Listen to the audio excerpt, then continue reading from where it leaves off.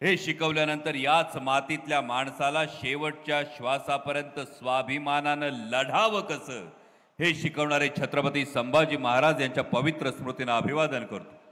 आजच्या या शिवस्वराज्य यात्रेच्या सभेसाठी मंचावर उपस्थित असणारे राष्ट्रवादी काँग्रेस पक्षाचे प्रदेशचे अध्यक्ष माझे मार्गदर्शक माननीय जयंतरावजी पाटील साहेब, महाराष्ट्र राज्याचे माजी मंत्री अनिलजी देशमुख साहेब, युवकांचे प्रदेशचे अध्यक्ष महबूब भाई शेख, विद्यार्थीचे प्रदेशचे अध्यक्ष सुनीलजी गव्हाणे, जिल्ह्याचे अध्यक्ष जगन्नाथ बापू शेवाळे, व्यासपीठावरील सर्वच मान्यवर, कारण वेळ थोडा शिल्लक आहे आणि यानंतर जयंत पाटील साहेबांना सुद्धा आपल्याला ऐकायचं आहे। खरं तर आज 4 सभा होत्या, त्यामुळे आधीच्या सभा संपवून यायला हवा थोडा वेळ झाला आणि ज्यांनी हे सगळं देखणं नियोजन केलं, या देखण्या नियोजनासाठी ज्यांचं खरं तर मनापासून कौतुक केलं पाहिजे ते शहराचे अध्यक्ष तुषारजी कामटे आणि अजित भाऊ गव्हाणे आणि त्यांची संपूर्ण टीम। तुमचं मनापासून मी कौतुक करतो, कारण माझ्या सगळे पत्रकार बांधव आपण सगळेजण,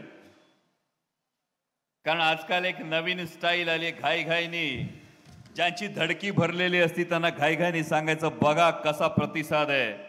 आणि आज जुन्नर पासून, आंबेगाव पासून, खेड पासून ते भोसरी पर्यंत कितीतरी विरोधकांना झोपा लागणार नाही, त्यामध्ये तुम्ही वरची कडी केली, त्याबद्दल तुमचं मनापासून कौतुक करतो, तुमच्या सगळ्या टीमचं मनापासून कौतुक करतो। लोकसभा निवडणुकीमध्ये मला खरं तर जयंत पाटील साहेबांनी विचारलं की लोकसभा निवडणुकीमध्ये 19ला लीड 37,000चं समोर होतं, यावेळी ते अवघ्या 8,000चं आलं, याच्यात नेमकं गमक काय? तर या बसलेल्या माझ्या माता भगिनी आहेत ना, ज्या गाव जत्रा मैदानावर छत्रपती संभाजी महाराजांचा इतिहास बघायला येत होत्या आणि त्यानंतर आवर्जून या सगळ्या माता भगिनींनी ठरवलं होतं काय करायचंय, या सगळ्यांचा खरं तर फार मोठं योगदान आहे। पण ही शिवस्वराज्य यात्रा सुरू करत असताना तुमच्या बरोबर हे बोलणं फार गरजेचं आहे, कारण शिवस्वराज्य यात्रा का हा एक अनेकांना प्रश्न पडतो। कारण काही जणांना महाजनादेश यात्रा काढावीशी वाटते, काही जण जनसन्मान यात्रा काढतात, पण असं असताना राष्ट्रवादी काँग्रेस पक्ष, शरदचंद्र पवार हा पक्ष शिवस्वराज्य यात्रा काढतो, याच्या मागचं एक फार महत्वाचं कारण आहे भावांनो, कारण ही काळाची गरज आहे। सातत्यानं महाराष्ट्राचा स्वाभिमान हा दिल्ली समोर गहाण टाकला जात असताना, महाराष्ट्र मान खाली घालून उभा राहिलेला पाहायला जात असताना, कुठंतरी ताठ मानेनं आमच्या हक्काचं काय हा प्रश्न विचारणं गरजेचं आहे आणि त्यासाठी शिवस्वराज्य यात्रा। खरं तर आज जागतिक आदिवासी दिन आहे, आज क्रांती दिन आहे, म्हणजे 9 ऑगस्ट 1942 साला याच दिवशी इंग्रजांना चले जाव सांगण्यात आलं होतं आणि आज 9 ऑगस्टलाच शिवस्वराज्य यात्रा सुरू करण्याचं महत्वाचं कारण म्हणजे महाराष्ट्राचा स्वाभिमान पायदळी तुडवणाऱ्या महायुती सरकारला सत्तेतून चले जाव म्हणण्याची ही वेळ आली आणि त्यासाठी आजचा 9 ऑगस्टचा दिवस। इतकंच नाही तर माझ्या माता भगिनींसाठी महत्वाचा सण आहे, नागपंचमीचा सण आहे। आणि नागपंचमीच्या सणाची जर आपण परिस्थिती बघितली, 2 प्रकारे नागपंचमीचा सण असतो। आम्ही लहानपणी शाळेत वाचलं होतं, रणजित भाऊ शाळेत काय सांगायचे, शेतकऱ्याच्या कृतज्ञतेचा सण आहे। आणि जेव्हा चित्र काढायला सांगायचे तेव्हा कुणीतरी पुंगी वाजवतोय आणि नाग डोलतोय, याला नागपंचमीचा सण म्हणायला लागले। त्यामुळे नागपंचमीचा सण 2 प्रकारे साजरा होतोय। एकीकडे महाराष्ट्र हा आदरणीय शरदचंद्रजी पवार साहेब असतील, हिंदू हृदय सम्राट बाळासाहेब ठाकरे असतील, यांनी या महाराष्ट्रासाठी दिलेल्या योगदानाप्रती कृतज्ञता व्यक्त करतोय आणि दुसरीकडे महायुतीचं सरकार योजनांची पुंगी वाजवून नागराजाला खुश करता येतंय का याचा प्रयत्न करतोय। पण आता गंमत बघा, आजकाल असं झालंय, वाढतंय कोण आणि मिरवतोय कोण, राबतोय कोण, वाढतोय कोण आणि मिरवतोय कोण हेच कळना झाले। म्हणजे परवा सुद्धा आनंदाची गोष्ट झाली, आपण गडकरी साहेबांना श्रेय दिलं, नाशिक फाटा ते चांडोलीच्या रस्त्याचा आपण मनापासून श्रेय दिला, आपण पाठपुरावा केला, तुम्ही सगळ्यांनी पाहिला.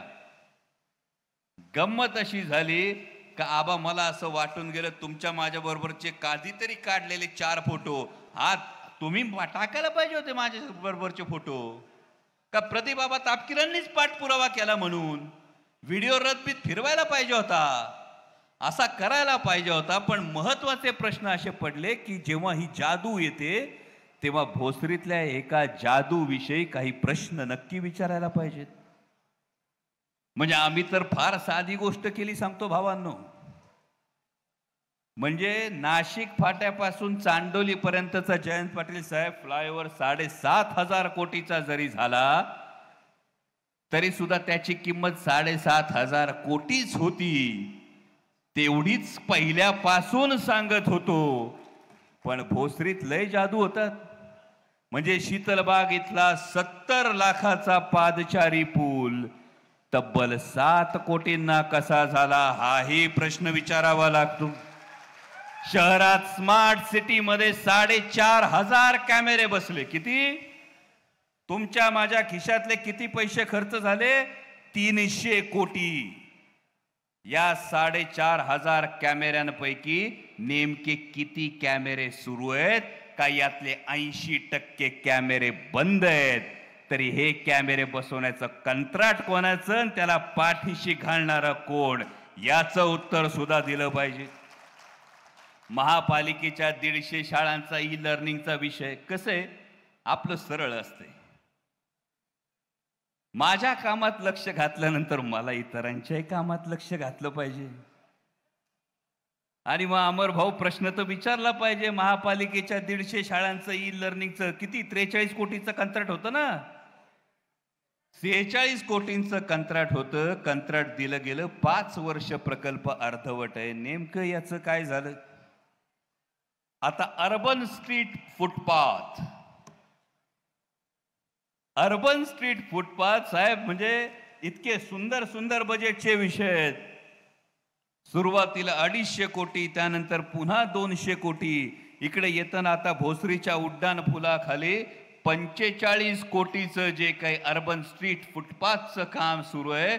एका सर्वसामान्य करदात्याचा बळी गेला या कामामुळं. त्या सळ्या छातडात घुसल्यामुळं याला जबाबदार कोण हा प्रश्न विचारला पाहिजे. इंद्रायणी थडी मोठ्या दिमाखाने भरवली जाते वसंत शेठ, पण त्याचबरोबर इंद्रायणी माईच्या नावाने नमामि इंद्रायणी जेव्हा केली जाती तेव्हा नमामि इंद्रायणीवर 1400 कोटी रुपये खर्च झाल्यानंतर दर 6 महिन्यात 2दा माझी इंद्रायणी माई फेसाळलेली कशी दिसती. म्हणजे कुणाच्या एसटीपीचं पाणी ट्रीटमेंट न होता इंद्रायणीत सोडलं जातं याचा जाब हा या पुढच्या काळात तुम्हाला विचारला पाहिजे. म्हणजे हे सगळे प्रश्न का विचारले पाहिजे? म्हणजे मोशीतले कचऱ्याची ढीग, काय म्हटले पत्रकार, सोन्याची ढीग. मोशीतले सोन्याची ढीग ना.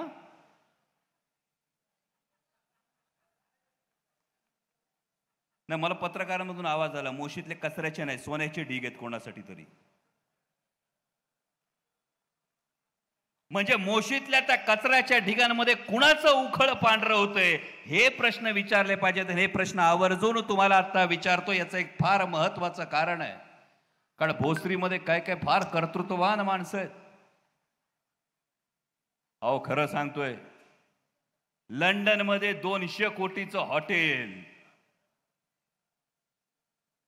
कुठल्या तरी भोसरीतल्या व्यक्तीचं आहे असं कानावर आलंय आबा. त्यामुळे मला भोसरीकरांविषयी नितांत आदर आहे. पण प्रश्न हा येतो की आधीचे जेवढे प्रश्न विचारलेत या प्रश्नांमध्ये अजित भाऊ गेली 13 वर्ष या जिल्ह्याचं पालकमंत्री पद ज्यांच्याकडे आहे आणि तुम्ही मगाशी उल्लेख केला स्थानिक स्वराज्य संस्थांच्या निवडणुका होत नाहीत. त्यामुळे परिस्थिती अशी झाली आहे की पालकमंत्री त्या जिल्ह्याचे मालकमंत्री झालेत आणि पालकमंत्री झालेले असताना हा एवढा धडधडीत भ्रष्टाचार जर पिंपरी चिंचवड महानगरपालिकेत होत असेल तर कर्तव्य कठोर म्हणवणारे पालकमंत्री याची चौकशी कधी लावणार हा महत्वाचा प्रश्न आहे. कारण हा राजकीय आरोप नाही, हा माझ्या पिंपरी चिंचवड मधल्या सर्वसामान्य नागरिकाच्या, सर्वसामान्य करदात्याच्या पैशाचा अपव्यय आहे. आणि जर असा अपव्यय असेल तर मग माननीय पालकमंत्री महोदय, स्थानिक स्वराज्य संस्थांमध्ये नगरसेवक नाही तर मान्य पालकमंत्री महोदय, पिंपरी चिंचवडकरांच्या कराच्या पैशाचा जो अपव्यय होतोय याची चौकशी कधी लावणार हा प्रश्न महत्वाचा आहे. आणि म्हणून शिवस्वराज्य संस्थेच्या, शिवस्वराज्य यात्रेच्या माध्यमातून ही स्वाभिमानाची यात्रा, ही तुम्हा करदात्यांच्या स्वाभिमानाची यात्रा आहे. ही तुम्हाला जागवणारी यात्रा आहे की तुम्ही जी कष्टानं कमाई करता, कराचा जो पैसा भरता, जर कर देण्यामध्ये कुचराई झाली तर लगेच तुमच्यावर कारवाई होती. पण जर तुमच्या कराचा असा अपव्यय झाला तर त्याच्यावर कारवाई कोण करणार? आणि मग महायुतीतले पार्टनर, असं तर नाही ना मिल बाटके खाव आळीमिळी गुपचिळी असा संशय प्रत्येकाला येऊ शकतो. पण असं असताना मगाशी मला एक हिंदी पत्रकार भेटला. त्या हिंदी पत्रकाराने मला सांगितलं की सगळ्यात मोठी योजना सध्या सुरू आहे. म्हणजे मला फार आनंद झाला माझ्या एवढ्या माता भगिनींना इथं बघितल्यानंतर. कारण आमची लाडकी बहीण ही आत्ता नाही झाली, ही आधीपासून लाडकीच होती. पण यामध्ये फार महत्वाची गोष्ट मला त्या पत्रकार बांधवांनी विचारलं, सर आप क्या सोचते हो, लाडली बहना बहुत बड़ी स्कीम है. मी त्याला म्हटलं, भावा आपल्याला एक कळतं, एक होता चोर, त्या चोराने लुटलं, याचे दागिने लुटले, याची रोकड लुटली, याचं हे लुटलं, याचं ते लुटलं. शेवटी चोर पकडला गेला, लोकांसमोर बसवला. चोर काय कबूलच करीना, चोर लुटलेला माल परतच देईना. एकदा विचारून झालं, दोनदा विचारून झालं, शेवटी इन्स्पेक्टरनी खाडकन कानाखाली जाळ काढला. जसा चोराच्या कानाखाली जाळ काढला त्या सरशी चोरांनी सांगितलं, हा हे तुमचे दागिने, ही तुमची कॅश, हे तुमची कागदपत्र. चोर कळला का आणि इन्स्पेक्टर कळला का? आता सांगा, कानाखालचा जाळ कंचा होता? कानाखालचा जाळ होता लोकसभेच्या निवडणुकीचा.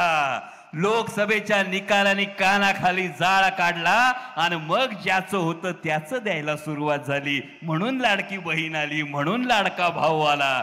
पण ही लाडकी बहीण नाही, लाडका भाऊ नाही. जे काय चाललंय ते फक्त लाडक्या खुर्चीसाठी चाललंय. योजना एकच आहे, लाडकी खुर्ची. आणि त्यासाठी तुमच्याच खिशातून काढलेलं हे तुम्हालाच देणं सुरू आहे. कारण यांची परिस्थिती काय आहे विचार करा. छत्रपती शिवाजी महाराजांचं आपण नाव घेतो, भोसरीत नाव घेताना धसकायला होते.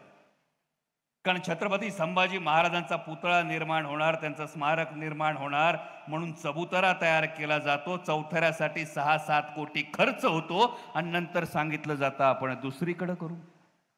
पण ज्या छत्रपती शिवाजी महाराजांचं आपण नाव घेतो, या छत्रपती शिवाजी महाराजांनी जेव्हा दिल्लीश्वरांनी खिल्लत दिली तेव्हा ती मान खाली घालून खिल्लत स्वीकारली नाही, तर ती खिल्लत उधळून स्वाभिमानाचा प्रत्यय उभ्या हिंदुस्थानला दिला. आता परिस्थिती काय? आता अर्थसंकल्प येतो, बिहारनी सपोर्ट दिला म्हणून बिहारला पॅकेज दिलं जातं, आंध्र प्रदेशनी सपोर्ट दिला म्हणून आंध्र प्रदेशला पॅकेज दिलं जातं. यांना पॅकेज दिलं जातं. आमचा इतिहास हा आहे की जो महाराष्ट्र सगळ्यात जास्त टॅक्सचा वाटा देतो, जीएसटीचा वाटा देतो, इन्कम टॅक्सचा वाटा देतो, या महाराष्ट्राला आमच्या हक्काचं कधी देणार हे विचारण्याऐवजी दिल्लीचे गुलाम वाटावेत असे लोक दिल्लीने आपल्याला किती दिले हे व्हिडिओ करून सांगायला लागते.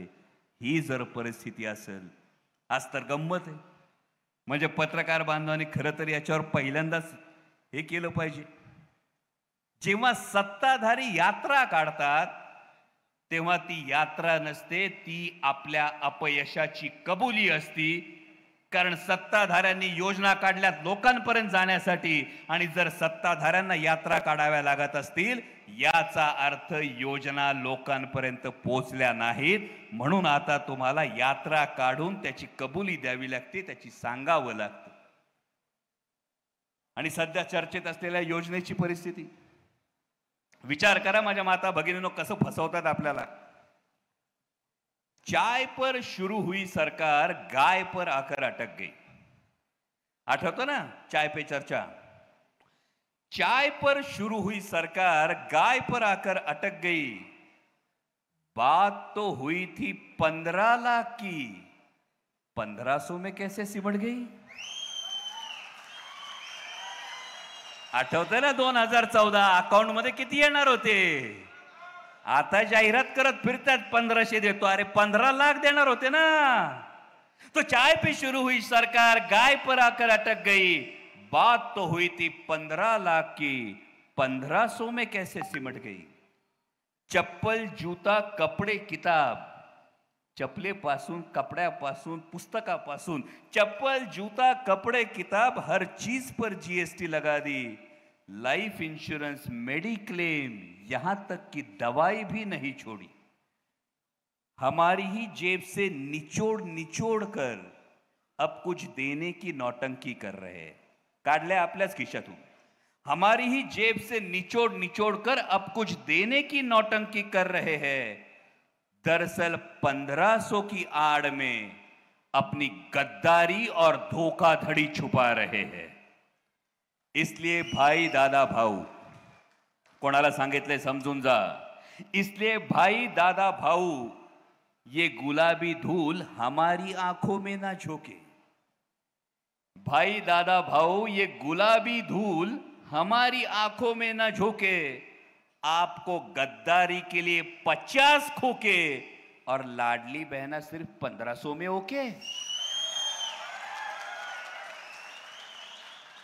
माझ्या भावांना हा विचार करा. हे 1500 रुपये देऊन जर तुमचं मत खरेदी करणार असतील तर हा अधिकार कुणीही दिलेला नाही. अवघ्या 1500 रुपयामध्ये तुमचं 5 वर्षाचं भवितव्य, तुमचं 5 वर्षाचं भविष्य, या महाराष्ट्रातल्या शेतकऱ्याचं, युवकाचं, सर्वसामान्य नागरिकाचं भवितव्य खरेदी करण्याचा अधिकार हा कुणीही दिलेला नाही. तो आपण देणार नाही. ही गोष्ट आपण प्रत्येकाने लक्षात ठेवा.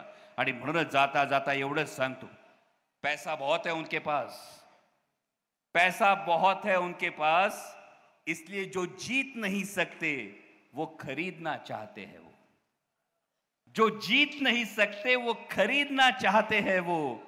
लेकिन जाके कह दो उन गद्दारों से, कुछ चीजें बिकती नहीं बाजार में.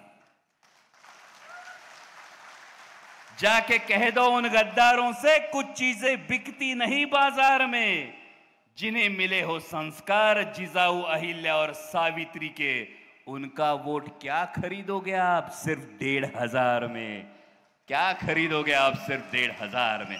आणि म्हणूनच माझ्या भावांनो, काळ्या दगडावरची रेग आहे. महाविकास आघाडीचं सरकार येणार आहे. आता फक्त यादी वाचून दाखवली आहे. 3 महिन्यानंतर पालकमंत्री आपलाच असेल. स्थानिक स्वराज्य संस्थांच्या निवडणुका झालेल्या असतील आणि तुमच्या या कराच्या पैशाचा हिशोब हा पालिकेला द्यावा लागेल, हा सरकारला द्यावा लागेल. हा तुम्हाला शब्द देतो आणि थांबतो. धन्यवाद. जय शिवराय, जय महाराष्ट्र. धन्यवाद साहेब.